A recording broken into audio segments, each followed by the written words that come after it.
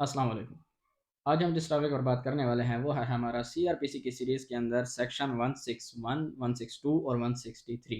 पिछली वीडियो में हमने सेक्शन 160 तक कवर किया था। आज हम सेक्शन 161, 2 और 3 को पढ़ेंगे। सेक्शन 161 डील करता है examination of witness bye police, यानी कि हमने इसको बारहा सुना हुआ है कि 161 का बयान, 161 की कार्रवाई। तो ये यही चीज़ होती है कि पुलिस जिसका भी बयान लेती है उसको 161 के अंडर उसको लेती है। इसकी हम वर्डिंग को पढ़ते हैं, फिर आगे बात करते हैं कि इसमें क्या होता है। Any police officer making investigation. मैं इसका वो पार्ट पढ़ूंगा जो रेलिवेंट होगा, और इतना ही पार्ट अगर आपने पेपर में लिख दिया तो ये भी काफ़ी होगा। Any police officer making an investigation may examine orally any person supposed to be acquainted with the facts and circumstances of the case। यानी कि कोई भी पुलिस ऑफिसर जो इन्वेस्टिगेशन कर रहा है उसके पास पावर है कि कोई भी शख्स जिसको वो समझता है कि वो केस के फैक्ट्स और सरकमस्टांसेस को जानता है, वो उसका बयान ले सकता है। और उस बयान को हम क्या कहते हैं? उसको हम कहते हैं 161 का बयान। उसके बाद प्रोवाइजो है कि अगर ऑफेंस है रिलेटेड वुमेन, और वो है section 336 B, section 354, section 354 A, section 376, 509 of the penal code. ये वो सेक्शंस हैं, ये वो ऑफेंसेस हैं जो ऑफेंसेस अगेंस्ट वुमेन हैं।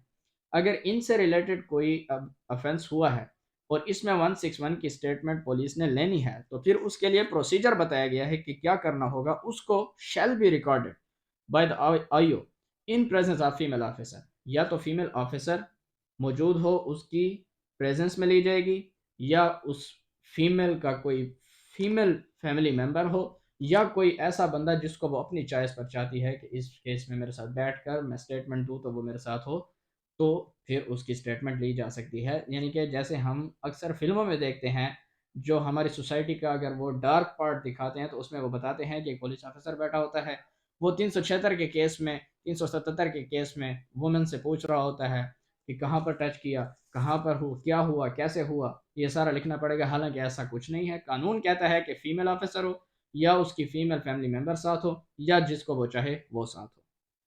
उसके बाद सब क्लास 2 है, such person shall be bound to answer all question relating to such case put to him by officer other than question the answer to which would have a tendency to expose him to a criminal charge or penalty or forfeiture।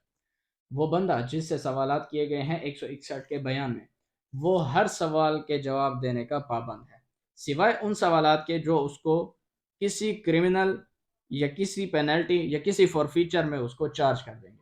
यानी article 15 of the क्यूएसओ यही बात करता है कि गवाह के ऊपर आप वो सवाल नहीं कर सकते जो उसको क्रिमिनल चार्ज उसके ऊपर डाल दें, उसका जवाब देने का वो पाबंद नहीं है। तो यहाँ पर भी हर क्वेश्चन का वो जवाब देगा। हाँ, जो क्वेश्चन उसको क्रिमिनल लाइबिलिटी उसके ऊपर डाल रहा होगा उसका अगर वो जवाब नहीं देना चाहता, आप उससे नहीं पूछ सकते।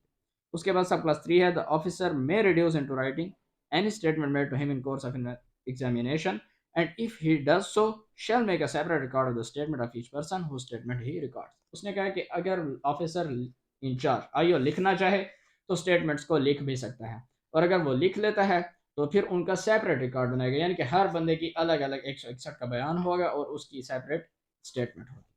उसके बाद एक अमेंडमेंट के साथ इन्होंने 2016 की अमेंडमेंट है, इसमें इन्होंने 161 a legal representation of victim of rape, इसमें यह बताया गया है कि अगर कोई बंदा जिसके साथ रेप हुआ है, वो अपनी जगह अगर किसी और को अपना लीगल रिप्रेजेंटेटिव बनाकर इस केस में पेश करना चाहता है तो वो कर सकता है, उसको इजाज़त है।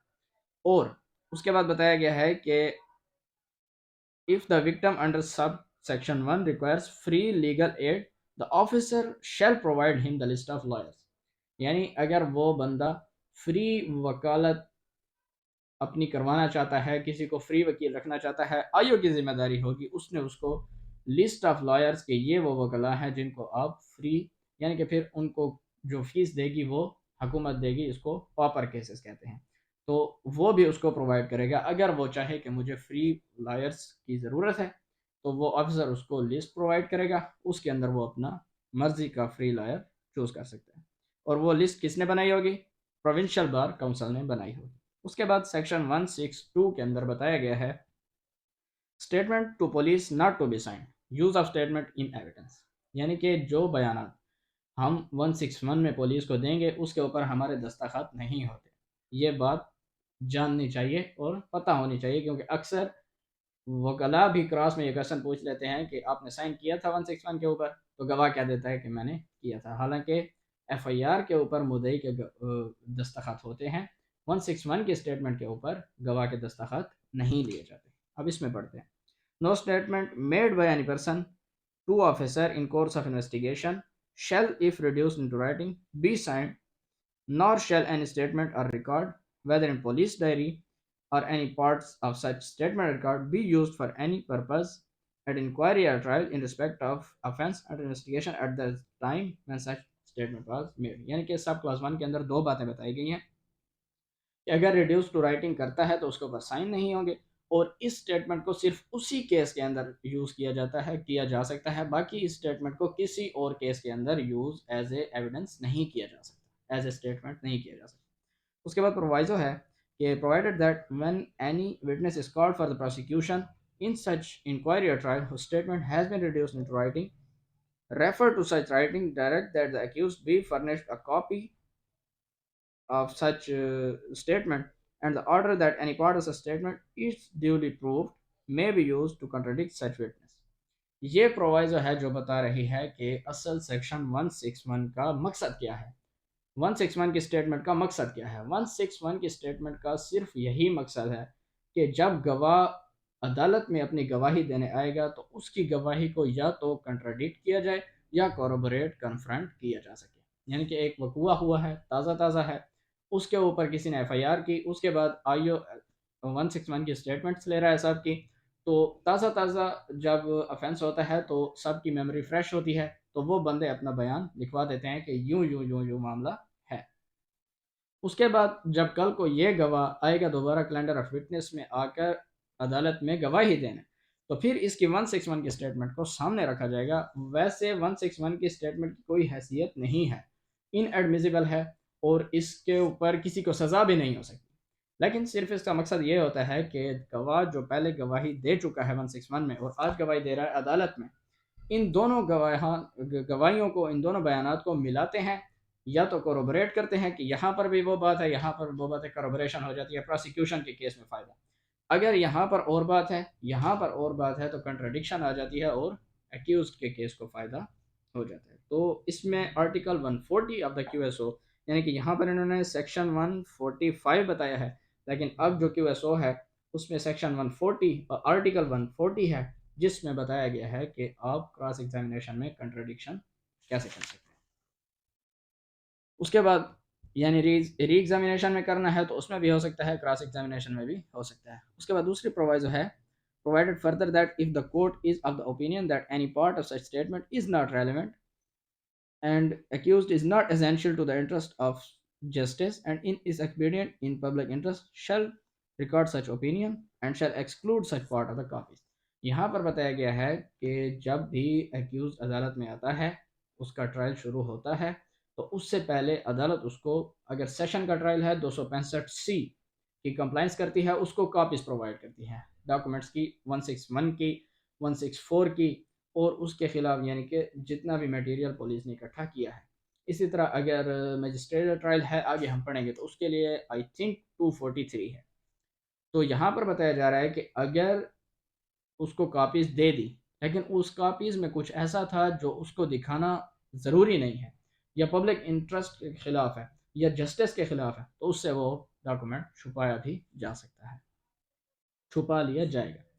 उसके बाद सब क्लास 2 में है, nothing in this section shall be deem to apply statement falling within the provision of section 32 of the evidence act.